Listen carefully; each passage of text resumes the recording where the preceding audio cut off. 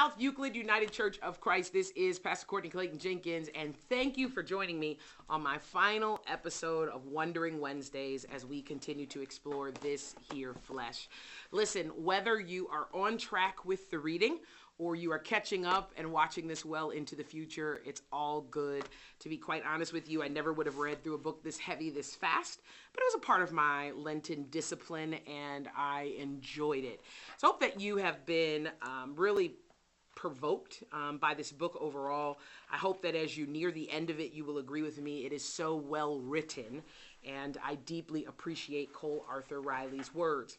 Let me share with you that initially we had anticipated me doing an interview with Cole Arthur Riley, but due to a change in schedules and our need to record and be present here, we were unable to make that connection. So I do apologize for that. Sometimes the best of intentions just don't seem to work out. God must have had a better plan. So that means you're stuck with me. Yes. Well, here we are on this final chapter, chapter 15 on liberation. And boy, does Cole Arthur Riley, she has worked her way all the way up to this point and does an awesome, awesome job of helping us understand liberation, why it matters, and what I would call holy curiosity. She begins on page 183 when she says, liberation is not a finality or an endpoint. It is an unending awakening. It is something we can both meet and walk away from within the same hours. You know, one of the things is, I think she's right. I think that so often, if we talk about liberation, one of the words that often is similar to it is justice. And it's still this idea that you're unchained, so you're free.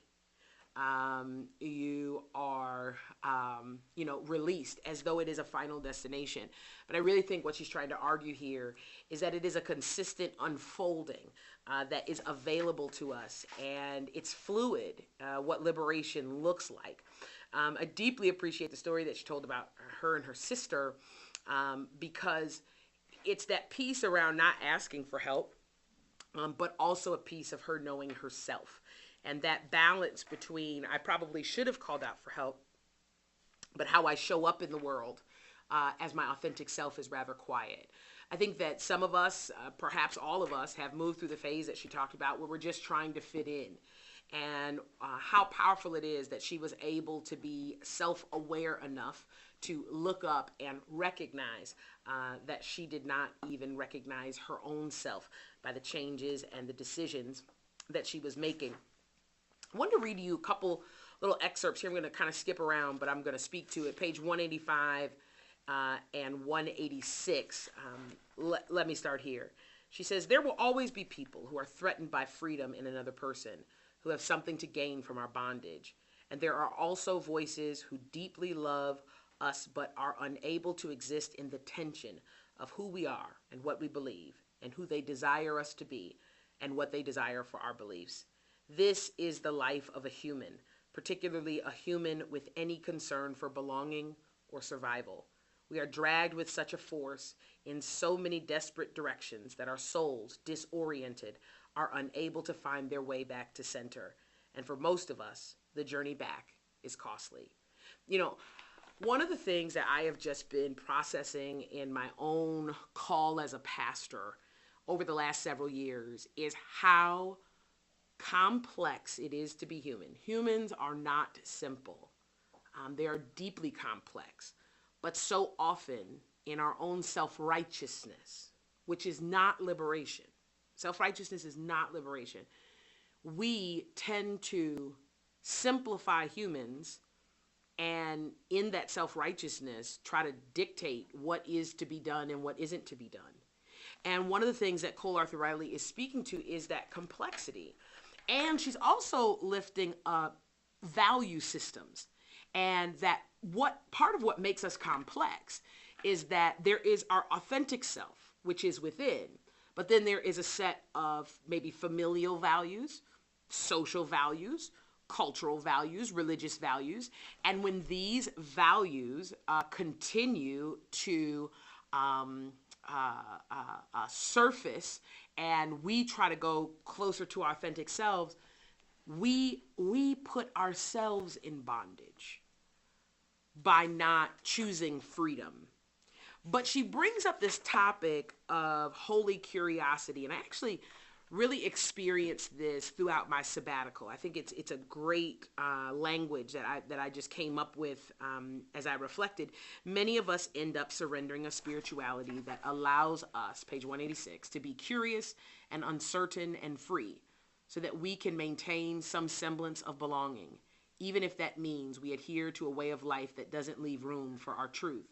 But I am capable of at least telling the truth about what I believe to be true, my inmost convictions, desires, or even an embodied revelation, the truth that rattles my bones.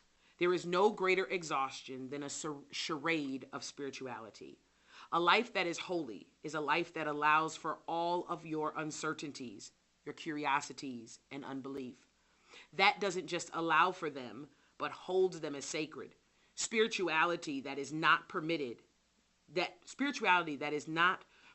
these liberties is merely subjective. It is not in protection of the divine. It is in protection of fragile people who are unable to allow spiritual freedoms without their own spirituality feeling threatened. It's a spirituality that is terrified of meditation for fear of resemblance of another faith. It's a spirituality that spends more time on apologies than conversations and telling stories. To be liberated spiritually is to commune with and seek God without fear of alienation if we do not reach the same conclusion of our neighbor. You know, at the time of this airing, it will have been 2 Sundays since I preached on betrayal. And one of the things I talked about towards the end of that sermon is we've got to stop being afraid to really deeply engage with God around the things we have questions around. I mean, so much of what she is lifting up for us is, how do I want to say this? Oftentimes we simplify our faith. Well, that's just what I believe.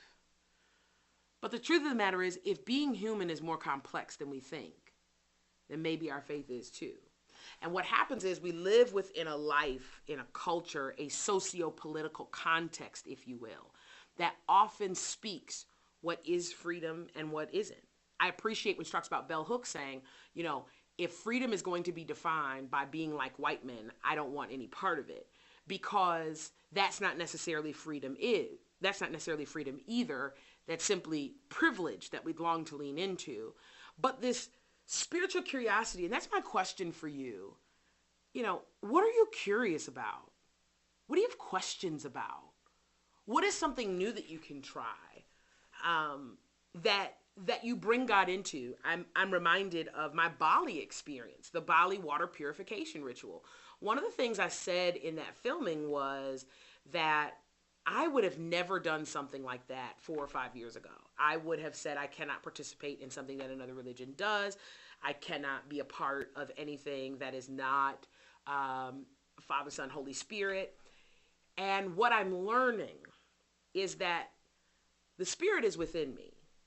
And I'm confident enough in knowing God that I can walk into a variety of different contexts and be curious enough to find the God I love and serve.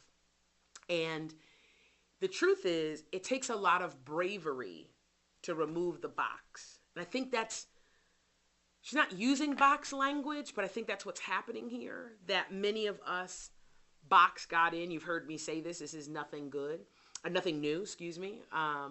but it is an opportunity for us to really question. And I think that's one of the beauties of South Euclid. You know, I was reared in the tradition that good preaching ends in celebration. And I've had to become content with that good preaching actually leaves good questions. And I know that there are some scholars who would disagree with me on that. But the more I pastor, the more I realize that if I keep telling you what to believe, then you're not really cultivating a personal relationship with Christ for yourself. You have that person in your life who everything is my pastor said this, my pastor said that. You know, the pastor is not God. The pastor is on the exact same spiritual journey as you. And that's why I often say, I think that pastoring in this 21st century, pastoring in this postmodern age, is less about me shepherding you, but is teaching you how to connect with the shepherd and trusting the shepherd to lead you, in paths of righteousness, to lead you beside still cool waters and help you to lie down, to lead you into a valley that's called the shadow of death, but to be fully equipped to help you through it with a rod and with a staff. Part of my job is to help you have the courage to sit down at the table that's been prepared for you in the presence of your enemies, because I didn't prepare the table, God prepared it for you. So I share those things with you because I really think there is some opportunity here. And what makes our church special is we're not afraid to ask these questions. We're not afraid to lean in and hear the answers. And let me also say, and this is a perfect segue, because Cole Arthur Riley does something I deeply appreciate, admire, and respect about her. When you start to get to page 188 and on, right, she starts to use this in this season language, because things that I believed in my 20s, I didn't necessarily believe the same in my 30s. Things I believed in my 30s, I didn't necessarily believe the same in my 40s, and I'm sure that we continue to grow up. If we are choosing to evolve, to be transformed, if we are choosing to grow and continue the long walk with God, then she is wise to say, this is what I believe in this season, which also means in her writing this, she will not allow you to hold her to past thoughts. She's simply writing in the present how she processes. It had me wondering, if she wrote a second part of this book, or she rewrote this book in 20, 30, or 40 years, how would her outlook continue to change and continue to evolve, because she continues to say, this is what I believe to be true in this season. And I wonder if you could give yourself that grace. Can you identify some things you used to believe, but now you don't necessarily believe anymore? Can you identify some areas where that was my thinking in that season, but I grew and I learned, and here's where I am now? And I guess it's a question of, can you be gracious with yourself? One of the things I've had to learn is that we're all doing the best we can at each moment. It's literally whatever our best is.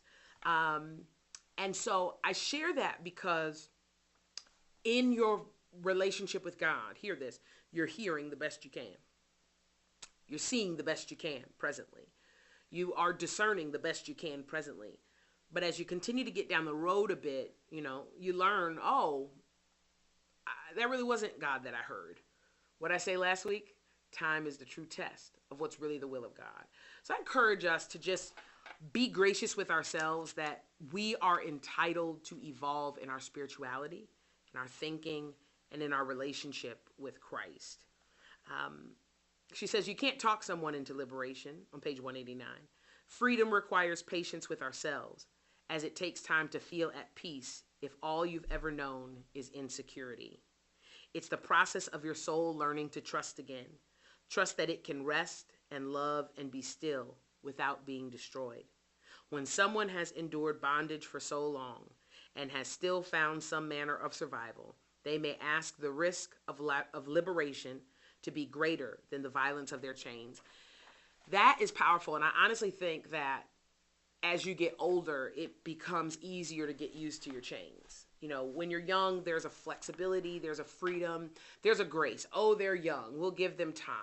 But as you age, as you get older, you realize that your mistakes don't have as much grace to come with them, because people figure you're older, you should know better, those types of things. But what she's really putting to us is this question of what are you going to risk? Are you going to stay in bondage? Or are you going to lean in? The challenge is, if we go back to my preaching, we often are more comfortable with our chains because we know them. We know them well.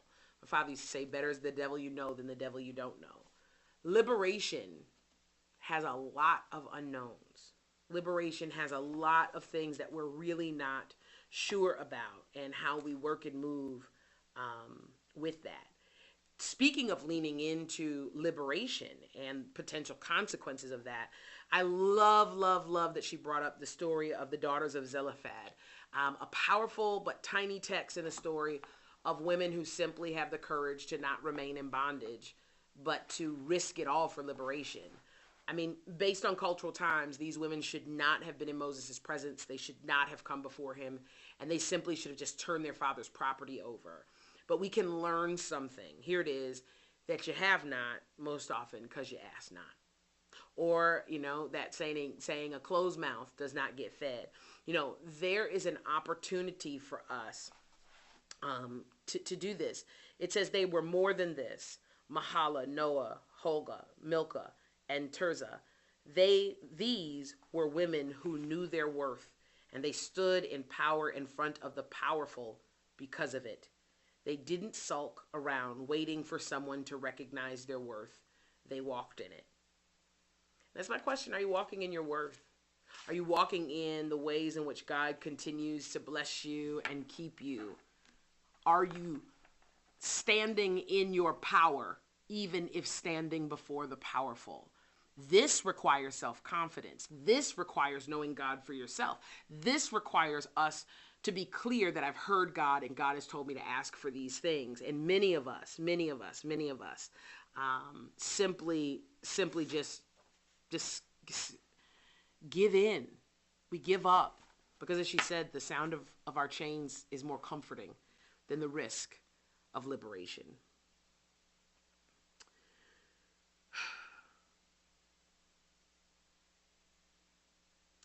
I just want to read this last piece and then we'll close out for today. I know this one is short because we had a different plan, but it's all good. She says on page 194, I believe my ancestors knew things about freedom I can't even begin to articulate myself.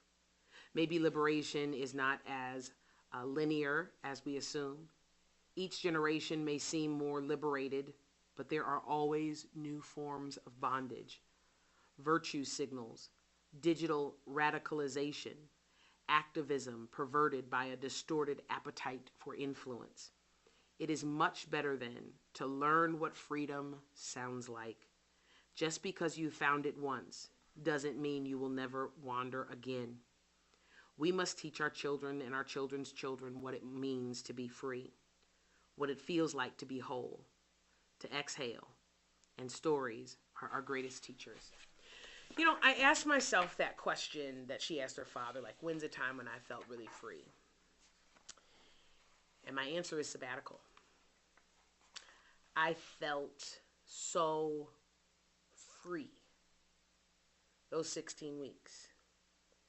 And the question is, what does freedom sound like? I think freedom sounds like courage. I think liberation sounds like contentment. Not contentment in the sense of like, I just allow myself to be in bondage, but contentment in that I'm content that I've heard the Lord and I'm going to head in that direction. Freedom sounds like children playing in a park. Freedom feels like, liberation feels like the sun on your face, and if you live in Cleveland, that doesn't happen often. Liberation feels like the courage to keep going in the direction that is sometimes not as uncomfortable. The obstacle is the way. I hope this has been a blessing to you. I want to thank you again for spending this Lenten season with me on this here flesh. Listen, once you finish the book, whether it's now or later, I would love to just hear email from you, just to kind of, hear what your feedback is. It doesn't have to be long, and I may not give you a long reply, but I really want to know, did you like this, not like this? Would you be interested in in-person book clubs or smaller book clubs? They may not always be with me. We'll be doing those in some essentials as well. But I would love to hear from you. Look, thank you so much for joining us. I know this is now at the middle of Holy Week. I hope that you are keeping your nail close by and that you are praying over that which will bring forth your resurrected hope. Would you do me a favor? We are preparing for Sunday, and I took Palm Sunday. I did not preach because of pain in my body, so if you would, send up a prayer for me, because I wanted to give my best and give my all on Easter Sunday. I love you. Please remember, at 10:55, we will start. So that doesn't mean arrive at 10:55. That means we are ready to celebrate the resurrection of our Lord and Savior Jesus Christ. It's going to be an awesome Easter worship experience, and we've got some surprises, South Euclid, up our sleeve. And the only thing I want to just let you know is that worship will begin basically once you get into the parking lot. Once you enter the double doors of the church, please know that the worship space is all the way in the atrium on Easter Sunday. I love you. Take care. Be blessed. Peace.